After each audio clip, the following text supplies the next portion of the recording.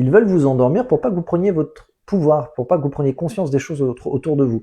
Et ils utilisent plein de façons. Et là, sur cette vidéo, on va parler des chemtrails. Vous savez, les traînées dans le ciel que laissent ces avions. Donc, il y a deux discours. Soit dans la théorie complotiste, c'est un épandage de certaines choses, d'aluminium, de barium et de strontium, qui sont tout simplement des produits chimiques et des métaux lourds. Ou alors c'est juste de la condensation des avions.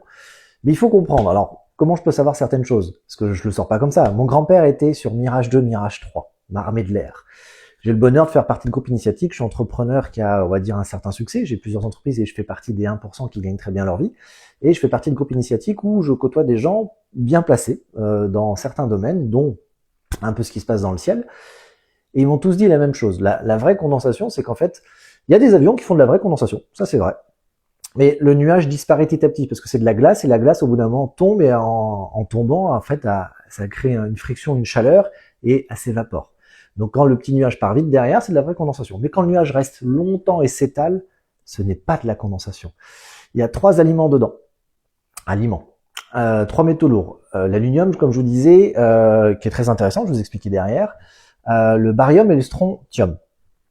En fait, à la base, l'armée faisait ça parce que ça crée, on va dire, une fine pellicule pour que tout ce qui regarde du ciel, des satellites ou peut-être autre chose, ne voit pas. Parce que ça fait un immense miroir, ça fait un reflet et ça cache énormément de choses sur la zone où c'est répandu.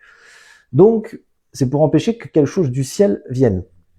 La deuxième chose, c'est que si vous ne connaissez pas le projet HARP, H2ARP, qui est totalement documenté, qui fait partie de l'armée américaine, mais il y a d'autres pays qui l'ont, c'est qu'ils jouent avec la ionosphère à travers les ondes pour créer des climats ou jouer avec les ondes qui peuvent créer des séismes ou des choses comme ça. Et c'est hyper documenté, donc si vous me dites moi c'est théorie du complot, je vous invite à aller voir, c'est ultra documenté et c'est même officiel. C'est ça qui est dingue.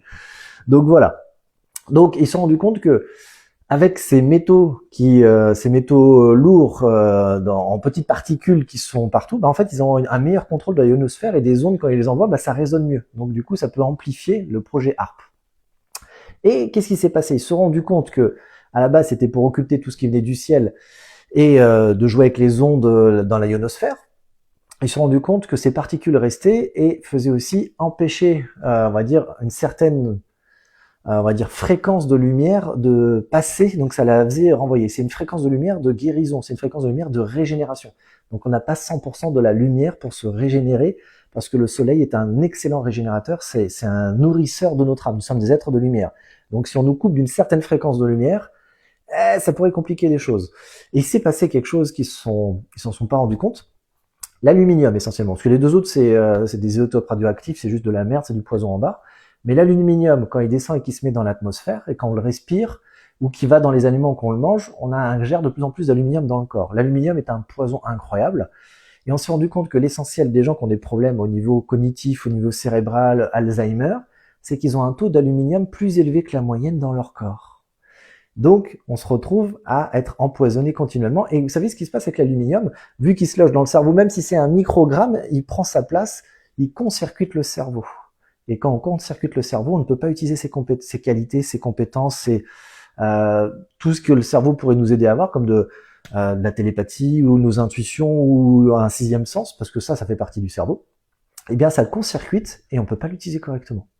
Et vous savez, en plus, petit détail, c'est que j'ai le bonheur de croiser des gens très très aisés.